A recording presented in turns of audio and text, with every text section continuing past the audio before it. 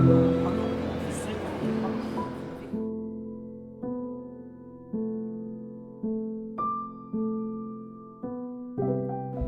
back to another episode of Cam just shooting a bunch of random film stocks.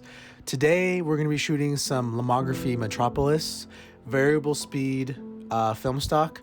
I've never shot Metropolis or any variable speed film stock before, so I'm very interested, I already shot the images. I am very interested just to see how these types of film stocks perform and kind of the flexibility they offer you in different lighting conditions. Obviously, being able to go from 100 to 400 is a bunch of light that you can kind of play around in. But yeah, I enjoyed shooting this film stock. I enjoyed the images that came out of it. It was a little bit of a roller coaster shooting it specifically. The light meter on my Bronica, because I shot this in 120, the light meter died. And so I've shot with external meters before, but I just wasn't prepared for it, and I thought I messed up half the roll. It's a whole you'll see in the video. But we shot in a neighborhood here in Toronto called Roncesvalles, and we actually stumbled upon a street festival that neither of us were expecting.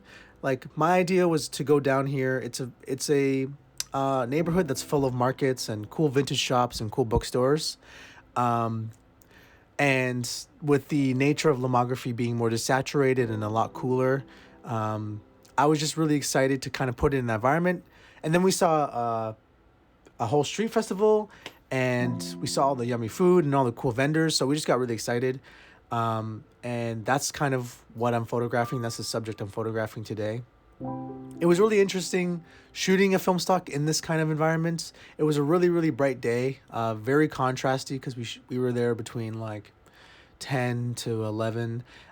So the sun was right overhead, and Lomography is known for more desaturated and cooler colors.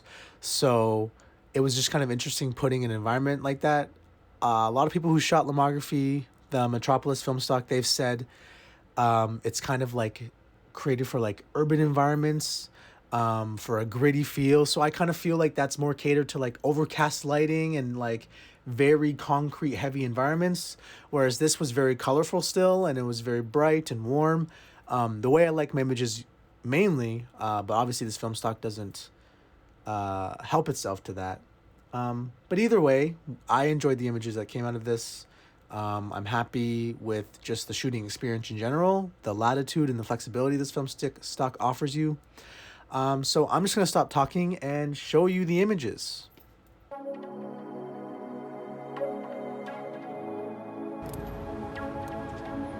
can move around too and stuff.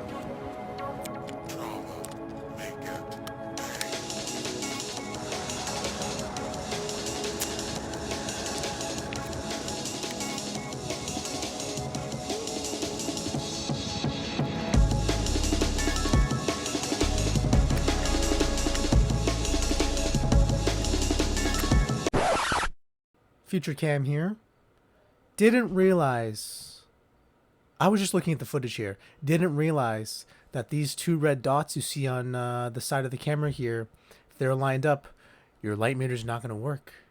So the light meter wasn't broken. I'm just an idiot. Yeah, back to the video.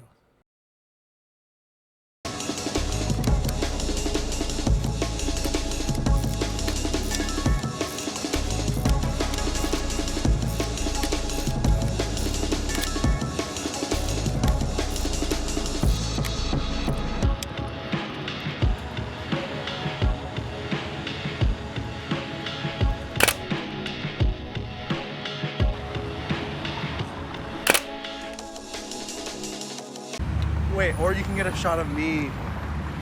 Oh, it's blocked off down there. Let's go.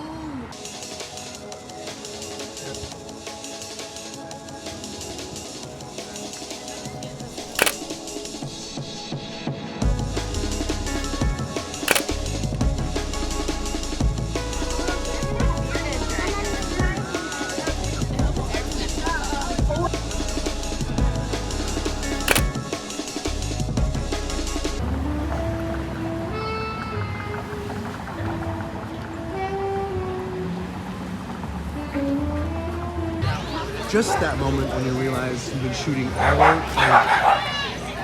crazy dogs, all right? Just that moment when you realize you're shooting all of your film at the wrong fucking frame rate, not even frame rate, fucking shutter speed, and you're gonna get the spans back, and you know it's gonna be overexposed, but we'll see. We have faith, but they're gonna be overexposed, and I'm so sad.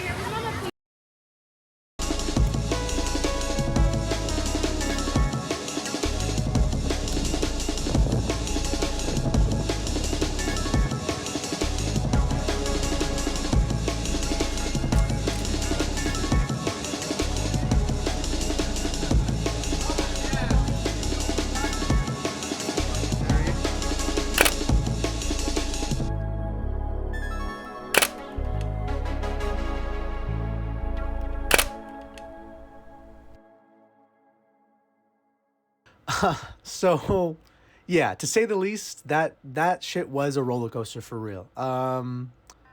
There was a moment that I realized that, like, I thought all the images, or not even all the images that I had shot up to that point were ruined because, like, the light wasn't that complex to deal with. I think most of my settings were, like, between 5.6, f8.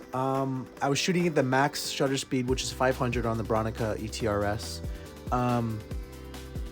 But I looked down at one point and I realized I was shooting everything at like 1/25th of a second, and which is like 2 stops brighter than what I was metering for. And I was like, that's not good. This is the roll is ruined. I am so upset at myself because I was so excited for these images. But to my surprise, they really came out. They came out pretty well. Like, so I just went to a lab for these scans. I didn't scan them myself like I usually do. Honestly, I was just a little bit too lazy, and in my new setup, I haven't found like the best way to configure my scanning equipment, which is just a Epson V550. But either way, I was very surprised with the scans when they got back that half the roll wasn't ruined, and like the images were very usable. So that is definitely a positive for this film stock. Even when you think you fucked up your roll, it might save you just because it has a lot of latitude built in with being a variable ISO. Getting into some of the specific images, I did find, and this could be because of the lab, but I did find the colors were pretty inconsistent. Like some were very, very like magenta and purple in the shadows, whereas some were a little bit more neutral. Like I've always said before in my other videos, I love very saturated and very bright, warm colors in my images. And so this film stock doesn't really cater to that.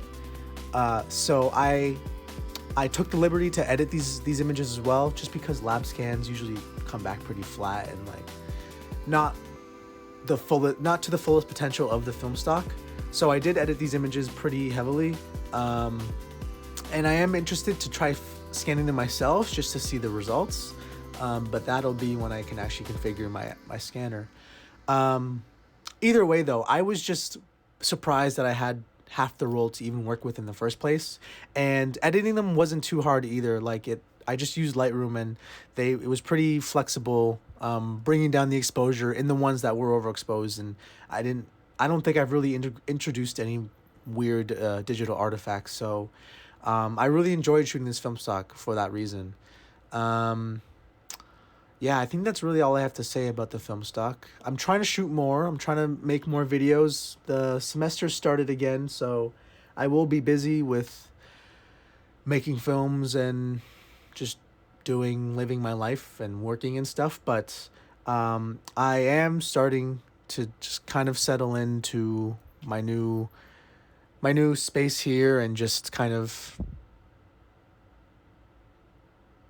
yeah, just shoot more, really. That's my goal for this kind of like last quarter of this year, is shoot more, shoot different film stocks, not put as much pressure on myself to scan my own film, just because yes, it's cheaper, but it's a lot more time consuming, and if you don't have the time, it's just so much easier just to go to the lab. And some of the labs here in Toronto are really good, where they'll get you scans within the same day for no extra cost, and you might suffer a little bit in quality, but the convenience is something you can't beat.